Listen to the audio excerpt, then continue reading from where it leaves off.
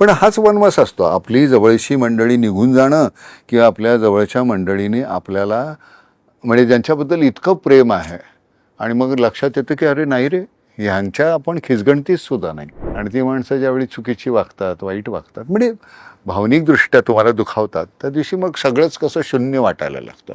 अलीकडचे सगळे आकडे निघून जातात, शेवटचं शून्य उरून राहतं. मग त्यावेळी वाईट वाटतं.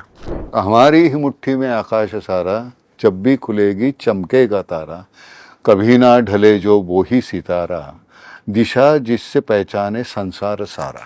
काय सुंदर लिहिलं आणि असं लिहिलेलं. मंगेश गेला आता, खूप मळब रे अशी आपली सगळी जवळची मंडळी गेल्यानंतर. असो, पण ह्या सगळ्यात म्हणजे इतकी जवळची व्यक्ती, एक वनवास नावाचा सिनेमा आणि अशा पद्धतीचं एक नाळ तुटले पण येणं ह्या सगळ्यामध्ये. पण हाच वनवास असतो, आपली जवळची मंडळी निघून जाणं किंवा आपल्या जवळच्या मंडळीने आपल्याला म्हणजे ज्यांच्याबद्दल इतकं प्रेम आहे आणि मग लक्षात येतं की अरे नाही रे, ह्यांच्या आपण खिचगणतीच सुद्धा नाही. आणि ती माणसं ज्यावेळी चुकीची वागतात, वाईट वागतात, म्हणजे भावनिकदृष्ट्या तुम्हाला दुखावतात, त्या दिवशी मग सगळंच कसं शून्य वाटायला लागतं. अलीकडचे सगळे आकडे निघून जातात, शेवटचं शून्य उरून राहतं.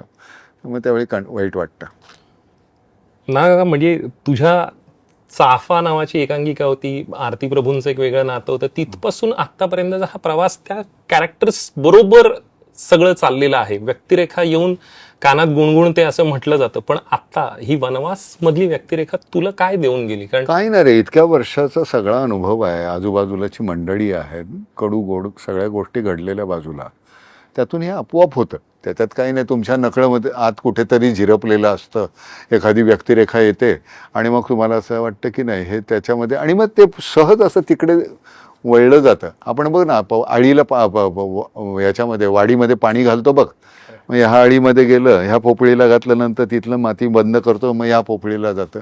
तसं हे सगळं आतलं जे आहे ते सगळं त्या त्या पद्धतीनं त्या रोलमध्ये झिरपायला लागतं.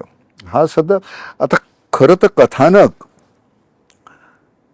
हे प्रत्येकाच्या आयुष्याच्या जीवनातलं तुम्ही मांडता कसं, सगळं तेच आहे ना. मी परवा बोलत असताना मी म्हटलं चण्याची डाळ, मग त्याची पुरणपोळी बनवू, कटाची आमटी पण बनवूया, मग वाटली डाळ ही बनवूया. तर त्याच्या 100 गोष्टी करता येतात.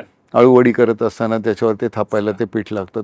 सगळ्या गोष्टी, इन्ग्रेडियंट्स तेच आहेत, मूळ पदार्थ तोच आहे, फक्त त्यातून आपण वेगवेगळे पदार्थ.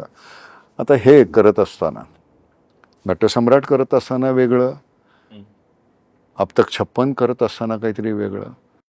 बरं, ह्या सगळ्या ज्या कॅरेक्टर्स आहेत ना, तुझ्या लक्षात येईल महाभारतामध्ये ह्या सगळ्या कॅरेक्टर्स येऊन गेलेल्या आहेत. ही कॅरेक्टर सुद्धा महाभारतामध्ये आहे.